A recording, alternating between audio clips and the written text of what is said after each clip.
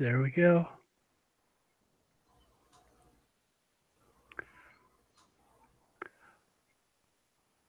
Hello, everyone. Welcome to Bill and Ammon's Bogus Hangout. We've got Doc Sheldon and Terry Van Horn with us already today. Hey, Doc, could you tell us what you're up to these days? I've been scrambling the last couple of days because we're finally getting Search News Central. We're actually going to start launching again Monday morning. So we're getting content in. We got Danny Goodwin was going to join us as our editor-in-chief, but kind of at the last minute, he got an offer he couldn't turn down over at Search Engine Journal. So he's joined their team over there. So I found an old friend of mine, Rob Jones, who was an editor at DMOZ for many years, and then he went over there and he ran he was the chief editor over at Best of the Web. And he's come on board as our editor. So that's what he and I are doing today, is we're polishing all the little bells and whistles, getting ready to fire it up Monday morning. While I'm talking, I want to make a plug for something. A friend of mine on Facebook, Angela DiLoretto, made a really nifty gesture this morning that I thought was outstanding, and I immediately followed suit, and I would encourage anybody else that's so inclined. She said any of our friends down there, marketers down there in the path of Harvey, that are having issues, that maybe they lost their computer, they've lost their house, whatever, they can't service clients, we'll help them out. We'll keep their clients going. They keep the money. You know, we're just trying to help them out, and say they got enough problems to worry about without worrying about losing their business too. So if anybody else is up for doing that, look for Angela or me, and feel free to throw your name in the hat. Nice. How about you, Terry?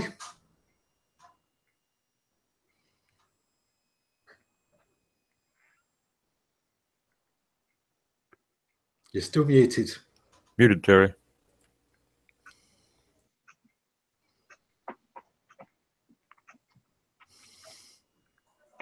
Yep. Oh, there we go. Too many things going on at once. Sorry. Morning, guys. Hey, Tim. So what's new? Not much.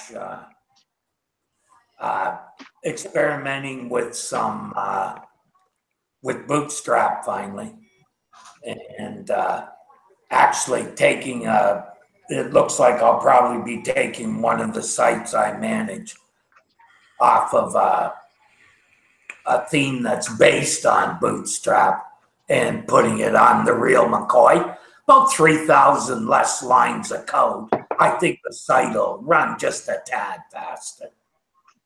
Yeah. Yeah, These people in there, nice. You know, they actually embed all of Bootstrap in the page. Real brilliant. And then one, you know, the guys who originally put it in wanted to get a dedicated server because that's all that could run. It's okay if you don't mind an 18-second page load, right? Oh, I got it down. I just fixed a few things, you know. But I guess that's what happens when you hire offshore. Yeah, Bootstrap's pretty nice. It's one of those ones I had to choose carefully. There were parts of the theme I wasn't using. But what I chose to do was still use a CDN of the whole of Bootstrap, because there were so many sites using it, there was a very good chance people already had it cached. And for the sake of saving 5%, it really wasn't a saving, because, you know, if they've got it cached, it's much, much faster. So I stuck with the full version rather than just the bits I was using. Never regretted it.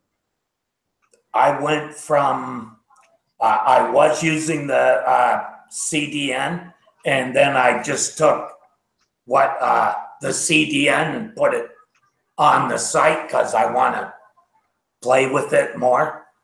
But I don't think that'll make much of a difference. A lot of it is, you know, they call in.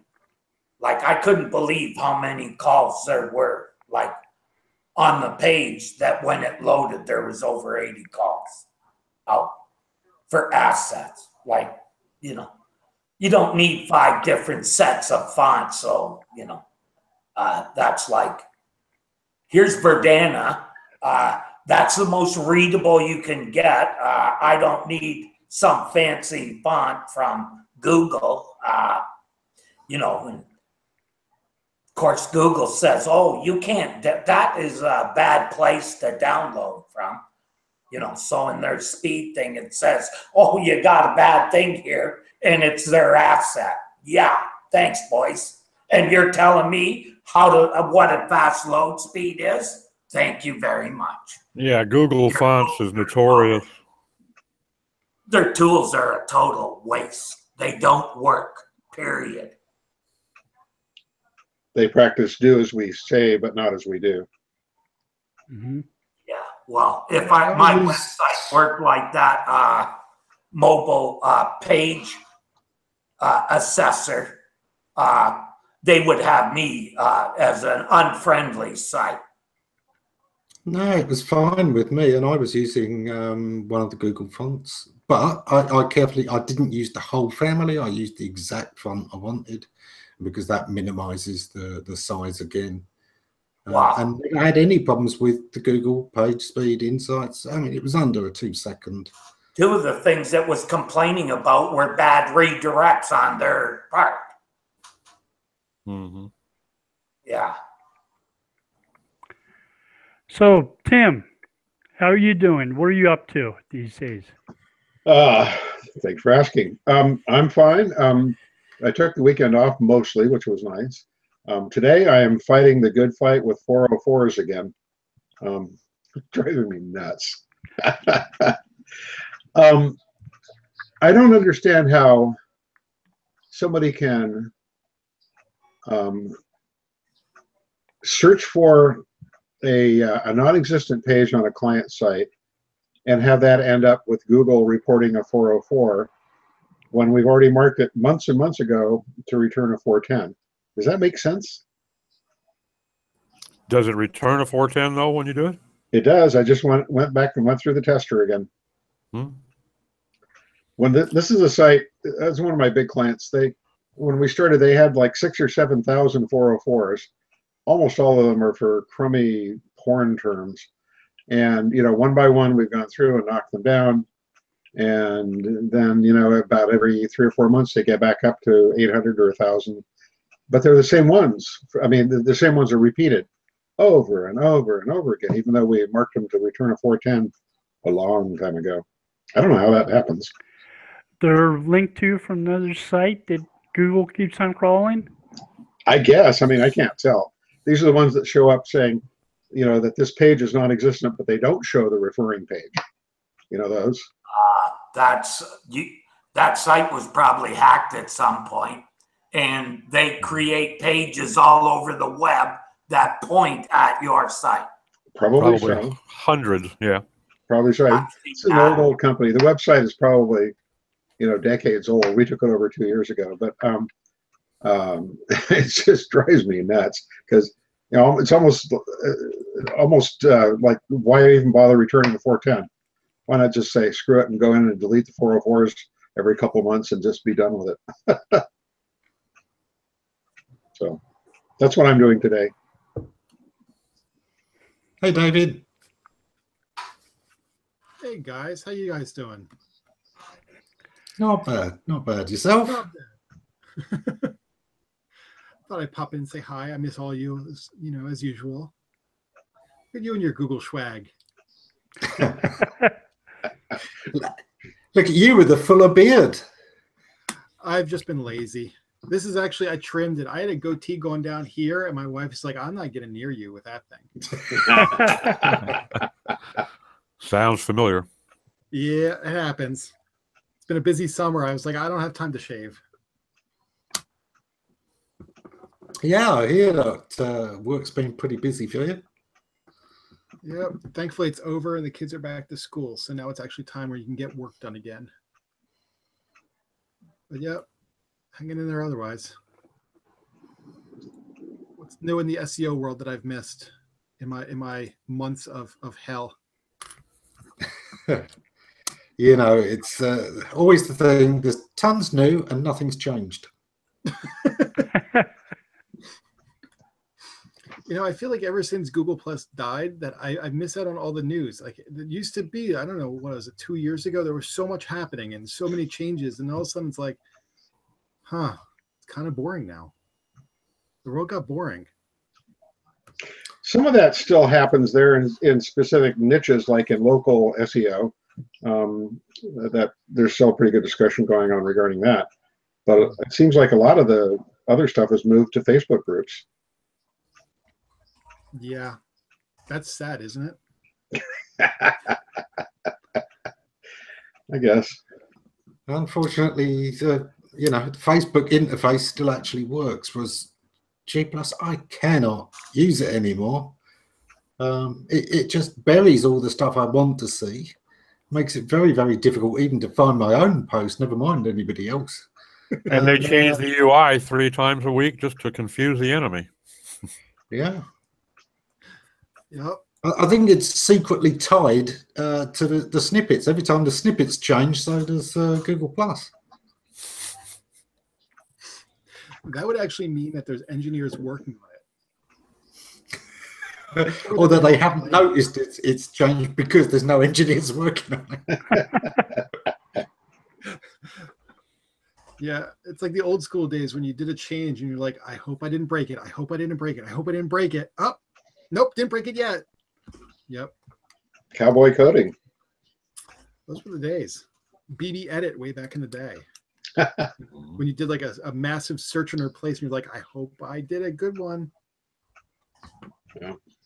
Can't roll it back. Yeah. Don't have source control.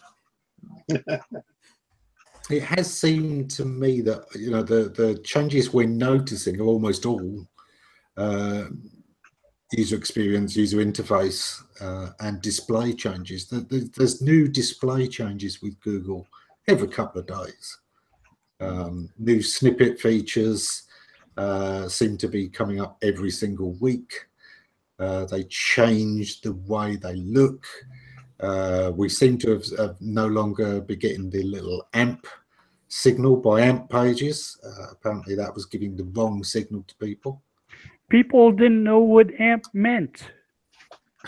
And the lightning signal symbol next to them, that wasn't good. Yeah, I think also people did start to learn what it meant. It meant the pages were really fast. But I think people felt that meant these pages were not as good, but they were fast. Oh, and here's the other ones that are actually good and rank their own merit. But do you think AMP is going to stick around, or do you think it's a flash in the pan? Oh, I hope not. Yeah, I'm with you, Doc.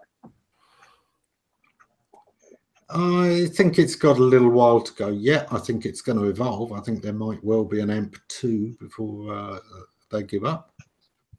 But it's Google. Eventually, it will get binned completely randomly. Yep. Just about the time that we start to get used to it, they'll shut it down. Yeah, just the time it works, they'll switch to something else. Now, Facebook has its instant pages. Google has AMP pages. I'm waiting for Apple to introduce their AMP pages. I figure once those come out, Google will say goodbye to theirs. Yeah, the problem is there. I used to work with their CTO. The problem is those will only work on Apple devices, and everywhere else they won't work at all.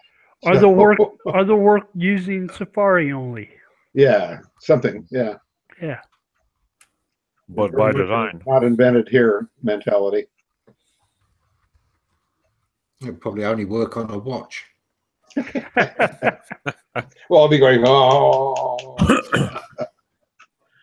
Oh man! Wait, do any of you guys actually have the watch? I do. And still, do you use it? I do, and here's the main reason I use it. I work out of my home, like a lot of us do, and if with this, I can walk clear out into the street or around my yard or anywhere in the house, and not have to lug my phone around with me. and that way I can get calls. And I get a lot of calls for my How web big is your development. phone? I was just wondering.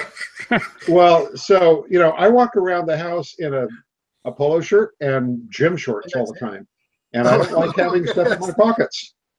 Sorry, I was just like, wait, you just walk around in a polo shirt and that's it. So you have No. Oh, therefore, it's Well, let's see. It makes sense now. You had no pockets. Yeah, well, I do, but if lightweight gym shorts, if you put anything in them, they End don't up around your knees. Yeah. Walk out to get the lawn, and all the surrounding houses are going, oh, look. Go out to get the mail, so anyway. But that's the main use for it. Down. I've had at least 2 or 3 phone conversations just today on my watch because I was away from my desk. That, for me anyway, is the main use. Convenient. Yeah. Yeah, I'll still just carry my phone. And I get that. I really do. I'm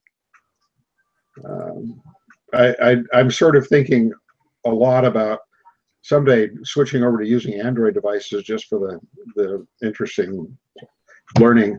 And, I'm thinking, oh, crap, then I've got to, look at all the accessories to go with those. The only reason I use Apple phones and other devices, not computers, is because they're such a standard and they're pretty reliable.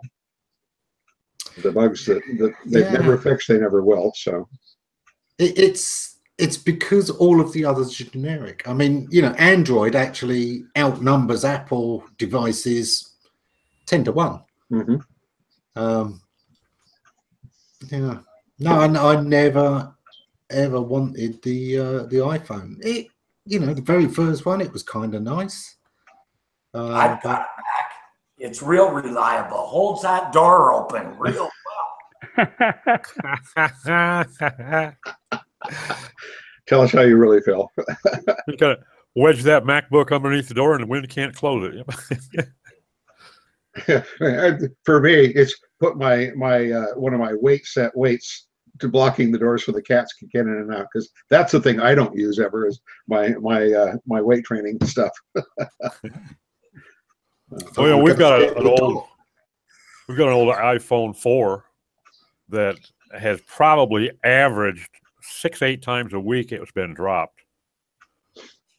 And my daughter wore out 2 later models. She got the 4S and then she got the 6, I think, and passed this one on to her mom, who used to have an Android.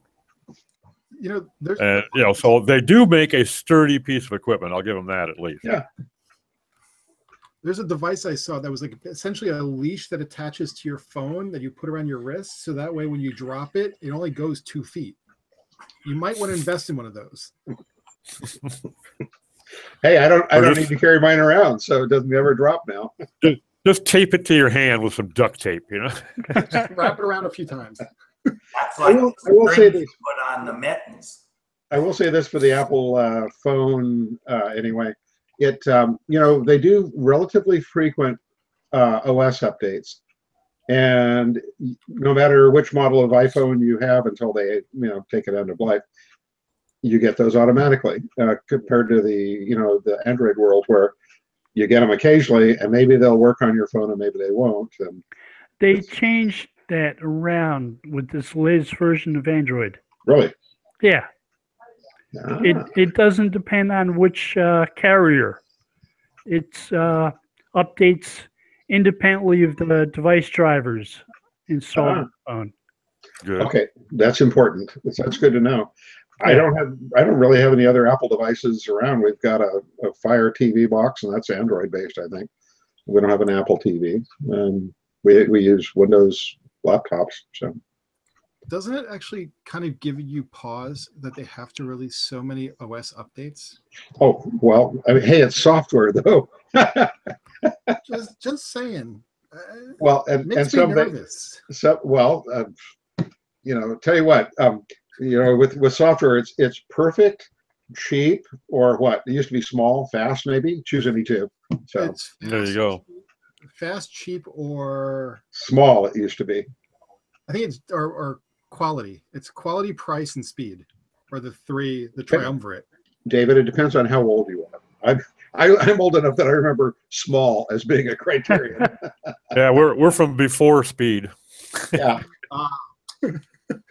And so size mattered. When small just meant that you didn't have to get your next door neighbor to come help you move it. Well, with my first PC ever, I had to take it back immediately and have them put in more RAM because it wouldn't run Lotus 123.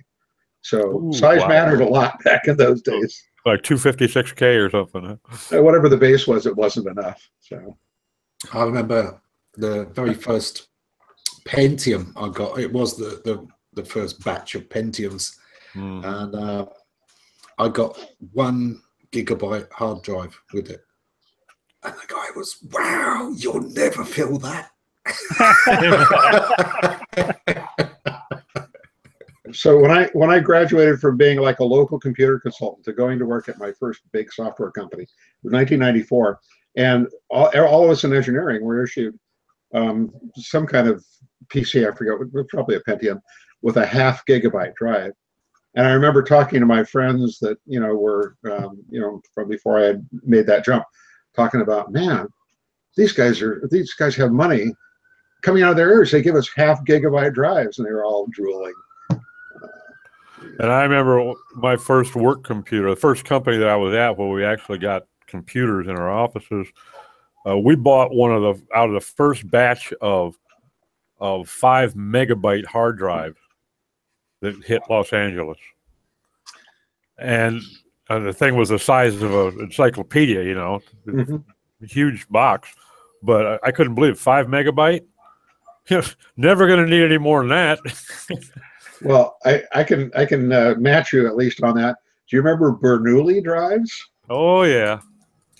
First large storage device I bought for a PC was a 10 megabyte Bernoulli drive. Wow. And I had to have that because I was running these, for those days, gigantic spreadsheets. That was back when I was a chief financial officer. I wasn't really into computers at that point. I've still got a couple of my old zip drives out in my tool room too, and some unopened zip disks. I still have a fully functioning Apple IIgs upstairs with all the boxes and all the games. And honestly, wow. It's been a few years since I plugged it in, but the sound of the 5 1/4 floppy drives booting up, there's something that takes you back when you hear that sound. You're like, man, that's when they were like moving parts, like a modem connecting on a phone line. Yeah, memorable sounds. There's so like nostalgia. Like the moment it does it, you like get this like piece of joy. Like your heart gives a little flutter. Like, oh, it works.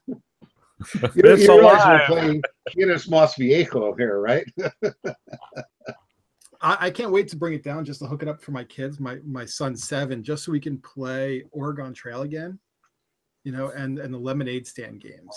So, yeah, be good times. I'm thinking about that. I've got 2 great grandsons that routinely demand their parents' iPhones when they go places and they're bored. I don't think they'd even tolerate a machine like that. And they're 3 and 5. It'd be like trying to take some of these hardcore gamers and get them onto the first version of Pac-Man. They're just not impressed with the graphics. They're not impressed with the speed. But this past holiday, this past Christmas, the fastest selling gadget was the retro Nintendo device. I don't know if you guys saw it. Like it was a little it looked like a miniature Nintendo, the original. And it came preloaded with like 30 or 50 games. He said $60, and you couldn't find it anywhere. They were selling out faster than they could ship them. They're awesome. Kind of makes sense. But yeah, retro. It's like everyone in my generation wanted a copy. There's times when it's not just retro, but anyone that's a gamer, even casually. Sid Meier's did a game called Civilization. Yeah. And they've done many versions since where the graphics get better and better. But the element of the game was so simple that actually those graphics don't enhance it much. And I still prefer the original. There's a free version of it. There's free Civ. There's a networked multiplayer version. That's great as well. Yeah, but this is it. The first one. It's still a good game today, and yeah, Civilization. Yeah, I Nice. still got Doom 2 on my computer. When I get really bored, I'll pull that or Wolfenstein up. But Nice. the graphics are a little less than impressive, I'll grant. Castle Wolfenstein. All of our generation, all of our experience with Sid Meier's, all those games, with the rising sea levels and everything, they're actually becoming useful in city planning. There's an article on the Washington Post today. You put in your address and it shows you how many feet below water your house would be with Hurricane Harvey. Mm-hmm. Like, oh great, I'd be 3.5 feet deep underwater right now. And it's like, yep, there we come. We've come full circle. We're back to playing Sid Meier's Civilization, and we're all going to be flooded. Yeah, I was in there the other day, and is on a floodplain. Yeah. I mean, really? A floodplain? We're not allowed to build on here. Oh, Yep, there's my town. We'd be under 4 feet, 3.5 feet of water. well, that's like, we're 35 feet above the water level here. Because we're all at the beach. We're 35 feet up, yet it tells me I'm going to have 17 inches of water in my house. And I said that doesn't bode well. Well, and Doc, for you and me and Bill, it also doesn't take into account when we have the really big earthquake that has all of us on the coast slide into the Pacific. Yeah, that's okay. We'll just build again there next summer. Yeah. Yeah, actually, wait, Bill, you'd be in your own island, wouldn't you? There would be the island nation of Western California. It'd be a Cal-Exid scenario.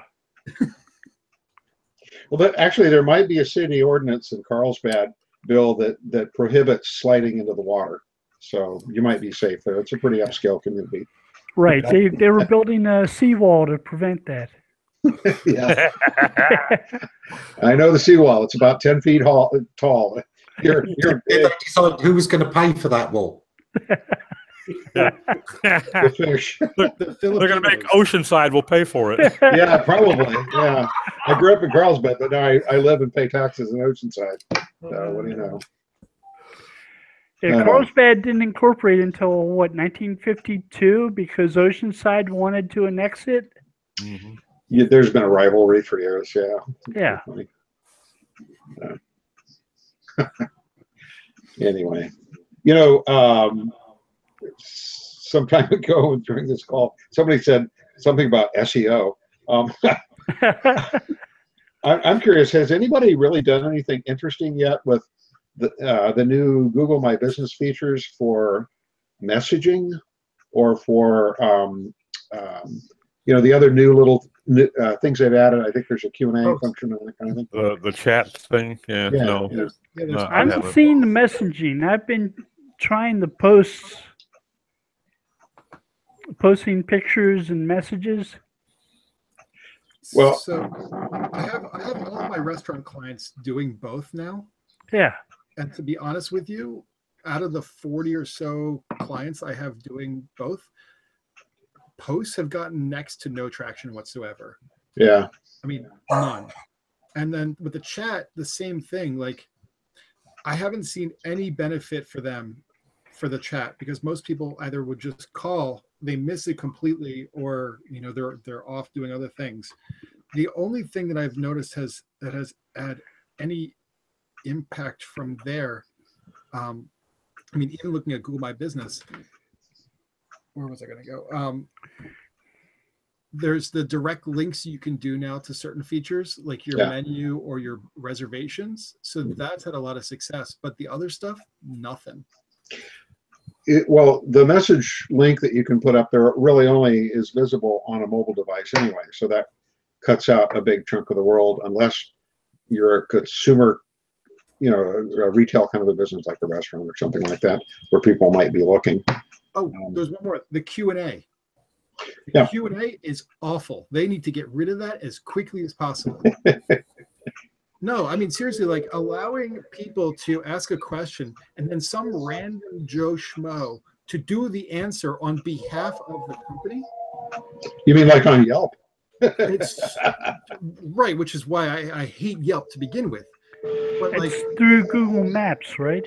it's through Google Maps, but it's basically anyone that has Google Maps on their phone is continually prompted to, oh, you're at this location. Can you answer these questions for these people? And it's like, I don't want some random schmo to like be answering and giving potentially really bad information. Yeah, so you wonder why they do that. I think it might be partly because they're trying to compete against places like Yelp and that sort of thing that are offering those features. Frankly, those really mostly benefit the people that are pissed off and that want to complain, the consumers. Right. And those are the people that are vital business if you want to slate yours, and there's a lot of that goes on in any kind of review place. But yeah, it's one of those ones where, guess what, Google? You should have kept Google Plus. You should have kept that when it was at its heyday, because then it would have actually tied in. More to the point, you should have actually enhanced that audience. Killing off G Plus and then trying to use this, which would have integrated perfectly, it makes no sense whatsoever. Yeah, Once I mean, again. I get the crowdsourcing part where they basically like, it prompts you like, does this place accept credit cards? Yeah. But they do it enough times with enough people to answer the question that you know that 80% of the people giving you an answer, it's probably correct. But this Q&A is a one-person to one-person interaction that's public, and it's potentially really bad. I haven't enabled it for any of my clients, so I haven't had occasion to see it even happen. You don't have a choice. Oh, is that the one that you don't? Okay. Well, anyway, I don't have any clients that it's happened to, at least not that they've that we've noticed. Maybe I better go back and look again. It happened. It rolled out with every business. Yeah. Yeah. Well, as far as I know, it's every business. Yeah. But this is part of the problem. It is the same mentality that kept messing about with G+, regardless of what the users wanted. They always seem to have some new idea of something they'd like to add to it until they eventually made it unusable to most people. And they're pretty much trying to do the same thing with Google My Business. People were quite happy with what it had before. And the more they keep messing around with it and putting in features that nobody's asked for, the more they will, the sooner it will be that people will just abandon that too. And every time they bin one of these little projects, their closing statement is that there wasn't enough user activity to warrant it. Like authorship. If they might say something like the user level went down from 77% to 3%, so we determined there wasn't enough usership, then it might be a little bit more honest, because they drive them into the ground and then they shut them down because nobody's using it. And they justify that by saying that they're trying things out, and if it fails fast, it wasn't successful. It wasn't going to be successful. Well, sometimes that would be an accurate statement, if it fails fast, but you certainly can't say that for G+. Yeah. It succeeded quite well, and then It succeeded despite the stuff. Yeah, exactly. Regardless of anything that they tried, it still succeeded. And then they tried to ruin the best parts of it by moving the Hangouts and the other parts. I don't know what the strategy is. If someone they move photos away from it, and that was real successful. I'm inclined to suspect that it must have been such a huge cost center for them that drove them to say, look, we've already got YouTube. We know that makes money. Let's move the Hangouts over there. Let's start peeling these things off and get them out of G+ so we can close this wound. That's my suspicion, based on nothing. But if it's a cost center, and they never made any effort to monetize G+, and I don't think there's a graceful way to do it. So maybe they just decided to cut their losses. It's always seemed to me to be a data source. It was a social harvesting network. It's a place where they gain data about their customers. as a tremendous harvesting Right. machine, and authorship was a big part of that. Talking people into building up their profiles and putting all the places they publish around the web, all these different user profiles they've got. That was, Jesus Christ, they just plowed information. For authorship to work, it's got to be simple. And that was not simple, period. It was not a simple process. You only had to link it to your author profile. It wasn't hard. But you know what? Do it just like they verify you for Search Console and GA. That's all they needed to do. It's simpler than what's replaced it, which has been structured data on your website. Yeah. Through JSON. How many people have learned JSON? Not a lot of them. Yeah. So this all reminds me of 1-800-Google. Do you remember that? Yeah. Yep. And at the end, where they just had the simple, goodbye wording, which was "thanks for all the words." And but the thing, comparing that to JSON is not a good comparison. Here's the reason: Google thing was a Google thing. JSON is actually a internet thing. Nothing Google's on a board. Yeah, sorry, Terry, I'm not comparing it to JSON. I mean something that they brought out and they harvested a bunch of information with, or in their case, words and audio symbols, and then they shut it down. And those words get used elsewhere in voice recognition. That's all I was saying. No, there's no direct relationship to JSON. Yeah, but there was. I understand where you're coming from, but in the end, that's going to help you and them because they're going to have a better voice recognition. Yes, I agree. It's like reCAPTCHA help them understand print books and stuff, right? All that stuff. I have no problem with that. People expect it to keep working. You should not expect anything to ever keep working if it comes from Google. Exactly. Or say it. You can actually say that about every search engine. Fair enough. Yeah, basically, it's whenever they figure out how to make optimum revenue from it, then they'll do whatever they want next. So, which is really what I think a lot of the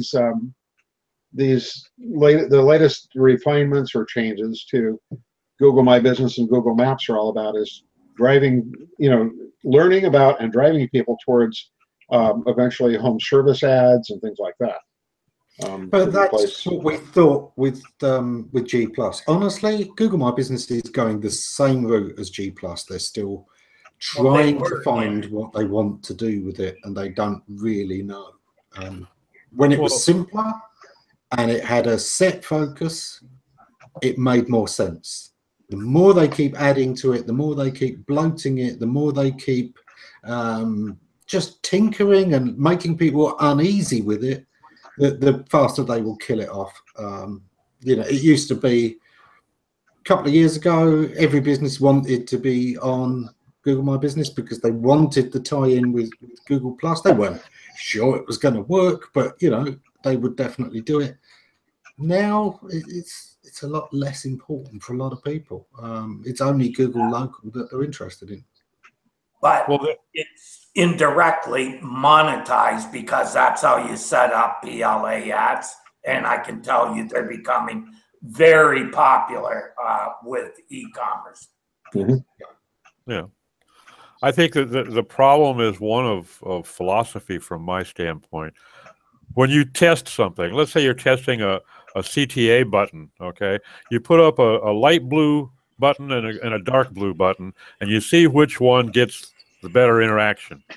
And if it's the dark blue button, then maybe you go with that dark blue button again and a medium blue button and see which one gets. But see, you're always dialing it in. You're trying to narrow the field.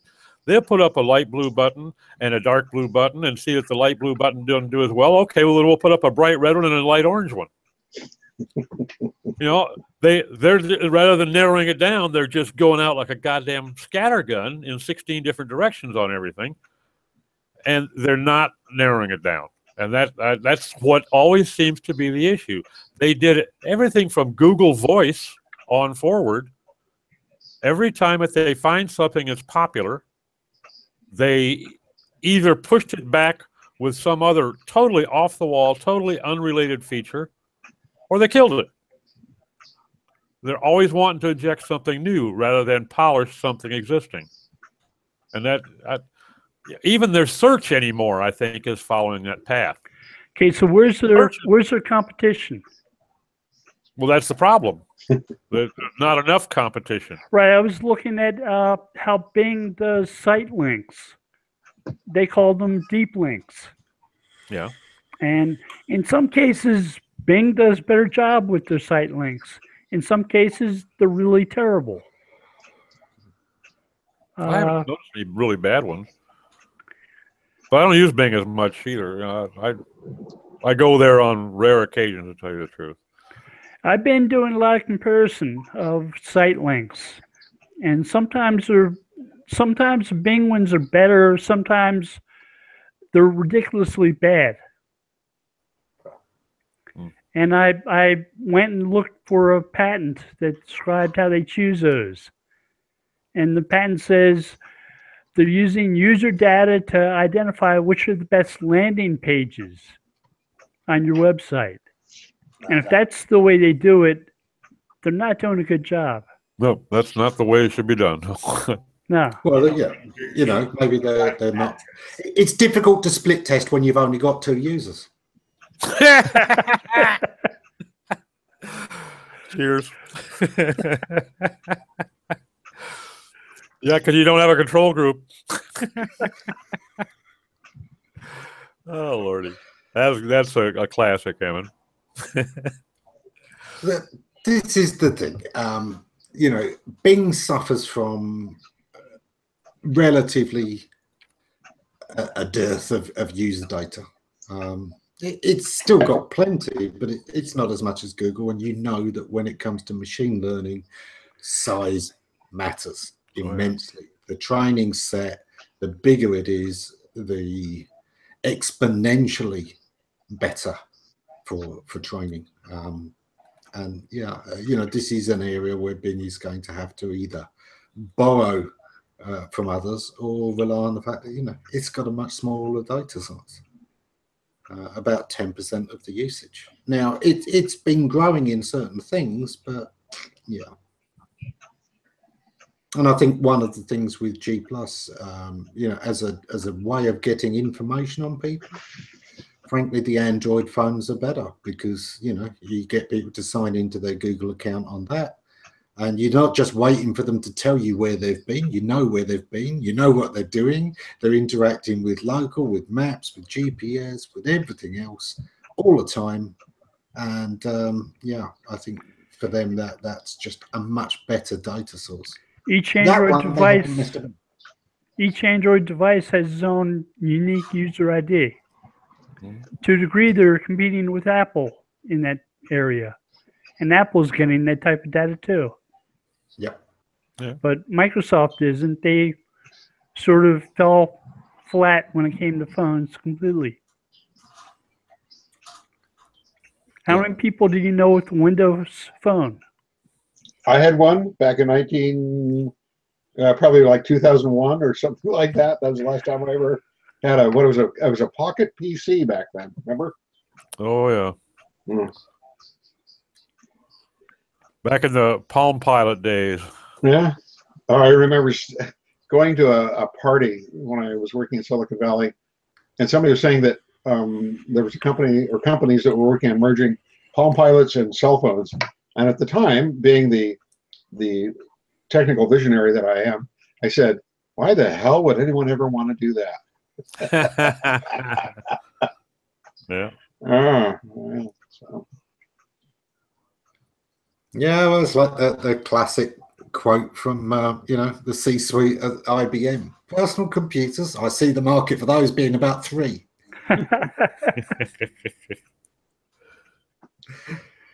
Yeah.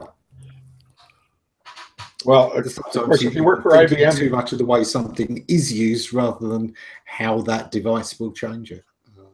The difference is if you work for IBM, at least for a short time, you can survive making that kind of a bad call compared to the guys at Digital Research that walked out on the meeting with IBM because the IBMers were a little bit late, and so they met with Microsoft instead.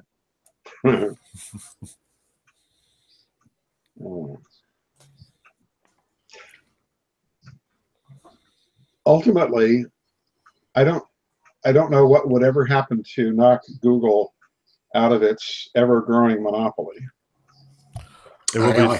It'll be suicide. Maybe. I mean, that would almost have to be. I don't think anybody else is ever going to push them out. They may destroy themselves from inside, but I don't think that they're going to be overtaken or caught up with now. The big battle right now is for the virtual assistants, and the brand that has the name is still Siri, Apple. Google now doesn't have the personalization. Microsoft, they're getting pretty good results with voice search. Cortana is named, but I'm not sure it's the killer app either. We know that Facebook is competing. Whoever gets that assistant, of course, Amazon Alexa, it could be some completely new player because it changes the game completely.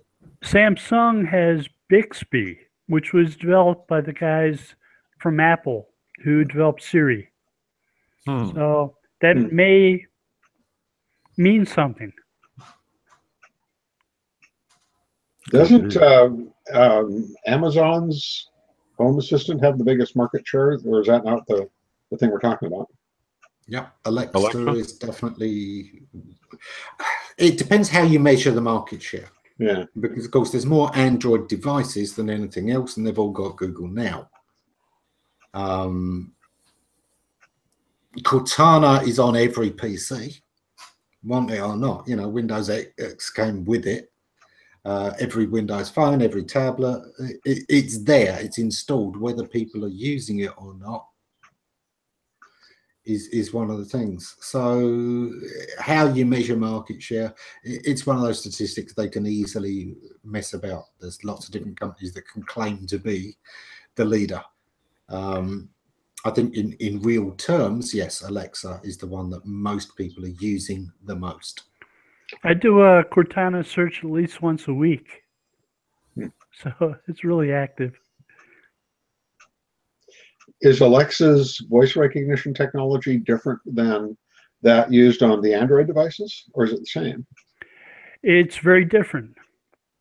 It might help you with product searches at Amazon, but if you want to find out information about something other than products, it might have a hard time answering you.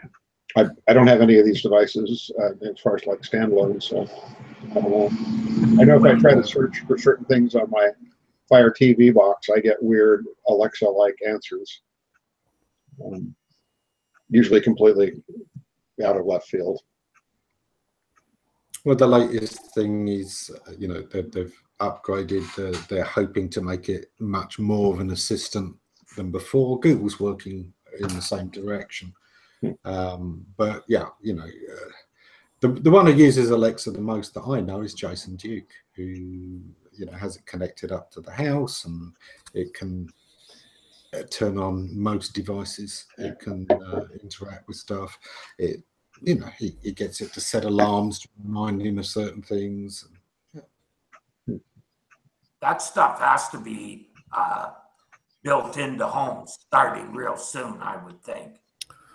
There's an awful lot of devices now for building, you know, a smart home that are actually semi-portable. I mean, you can plug it into a receptacle, right, and it's communicating via the electrical circuit.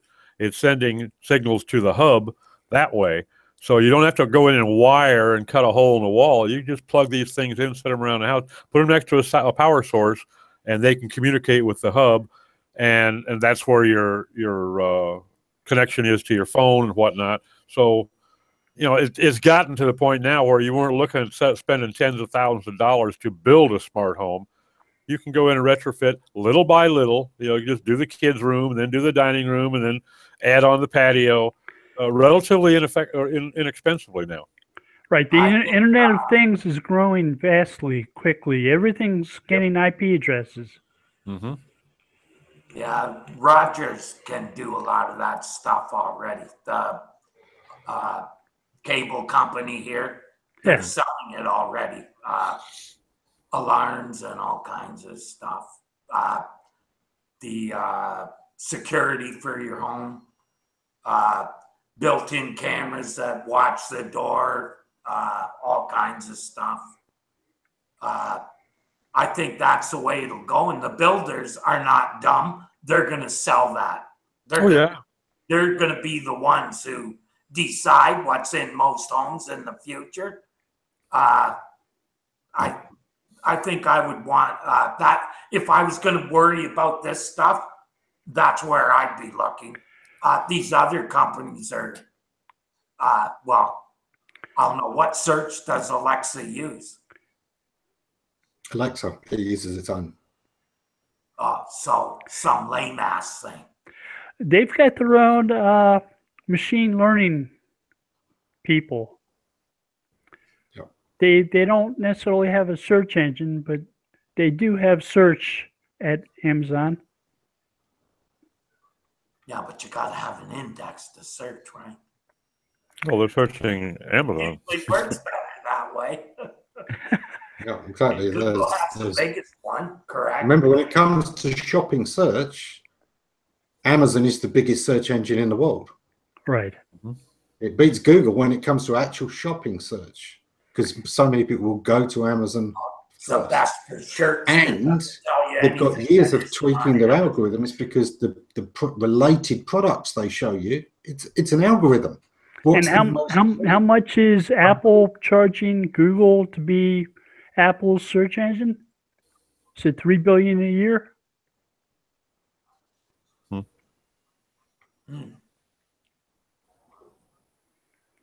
So is it still Google? Didn't they do a deal with Bing a few years ago? This last year, Google paid Apple $3 billion to be their search engine. Okay, I missed that. Does that include maps too, Bill? What's that? Does that include maps too? No, I think Maps is separate. Apple's been buying mapping companies the past 2-3 years. Yeah, I know they tried their own and people kind of all went to Google. Yeah, the first version wasn't too good. It was trying to deliver people to the middle of the Atlantic Ocean. Well, Google shows a cut across Lake Ontario. When you're coming from Niagara Falls, it cuts across the lake. I bet it saves time. Oh, yeah, you can see it. I mean, it's so close you can actually see it. But it is going across the water. Lately, I've had occasion to use Apple driving directions, which I guess is based on Apple Maps, a little bit more often, just because I'll search for something with Siri.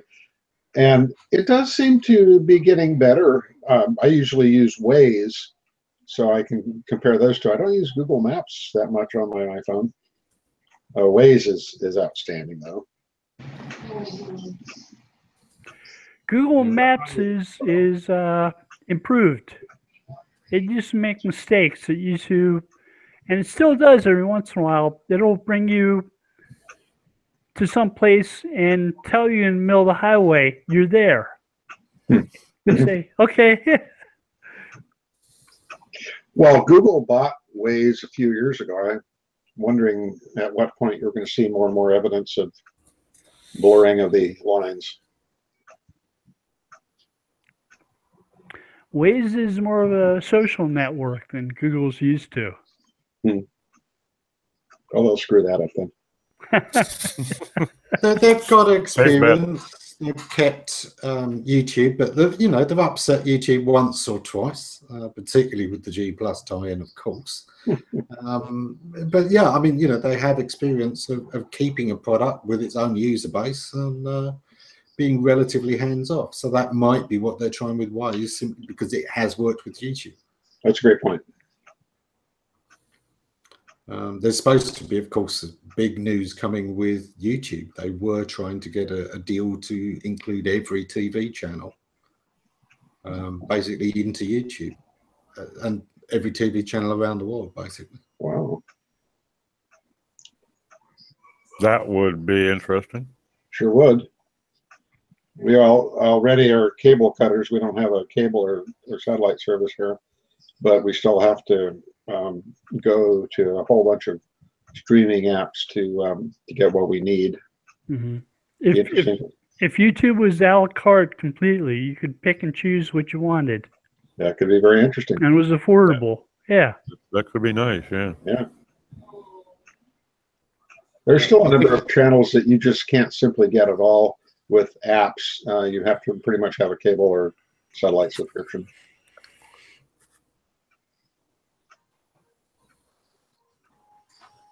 Tom. The interesting thing with YouTube would be if, of course, they did a basic package that let you tailor your own. So there's a subscription. It gives you X number of channels. You choose which ones those are. Now, there'll be a few that are premium only channels that wouldn't be included because, of course, HBO is notoriously difficult to get for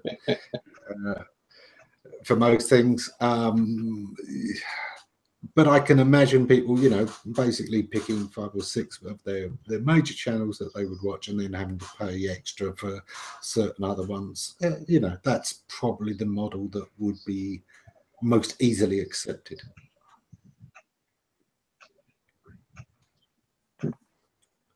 Directly compete with Amazon and with Netflix on the TV basis. I don't think they'll go for the movies as quickly, but if you can get the major, TV shows that people are watching, that's the hook. I've got Amazon Prime, I've got Netflix. There's always something to watch, but having caught up with most of the things I wanted to see that I hadn't seen, it does seem like it's drip fed in now. Depends on what you're interested in. We watch Netflix and Hulu, and also Masterpiece Theater, Acorn TV, which is British programming. We like all those. But to watch the network stuff here that we do care about, we have to jump through a few hoops. Except for CBS, you can already get all of their programming.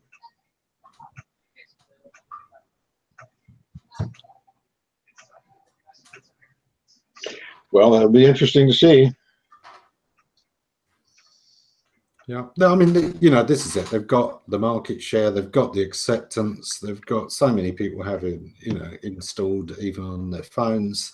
YouTube is quite a powerhouse. I've always been surprised.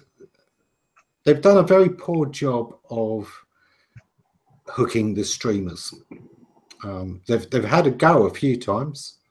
YouTube Red was one of their more recent attempts, but frankly, Twitch is better for the streamers, and it's that human side of things that Google always struggle with.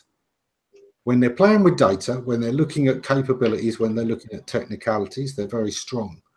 When it comes to the idea of pleasing the users, as we said with G+, that's where they really shoot themselves in the foot constantly. And they've done it with YouTube a lot. People will upload their old content there for the huge audience, but they make more money streaming on Twitch.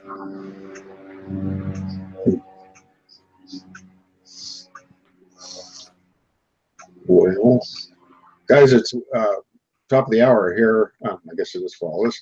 I'm going to have to get going. It's been nice talking with everyone. Take care, Tim. We are about at time. See ya. Take care, Tim.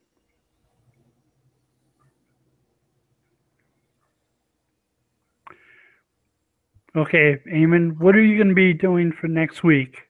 Close out. I'm still tweaking my slides. I've scrapped them and restarted several times. I'm still tweaking them. Yeah, that's the big one. That and a few personal bits and pieces. So I'm not going to be joining you at Brighton. No, you're speaking in a different session. No, I had I didn't get my passport started in time, so I'm not going to be able to do that.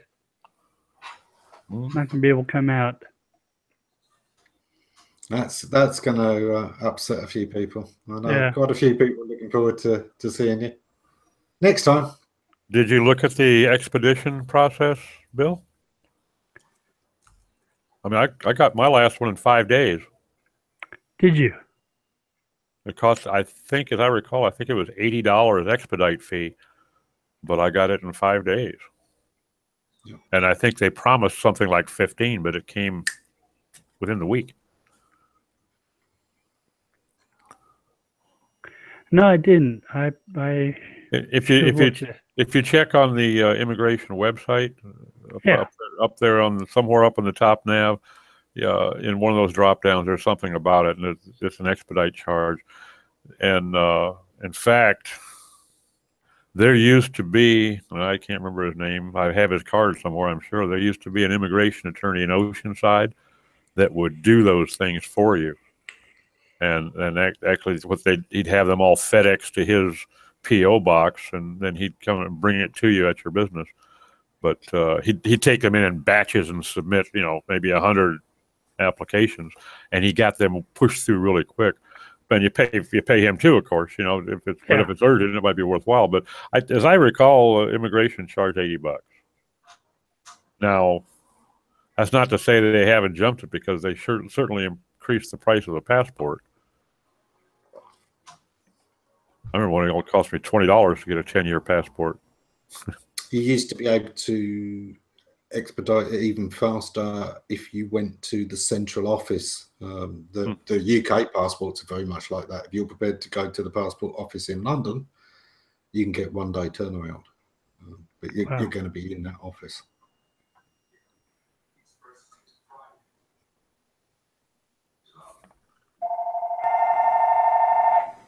Hello.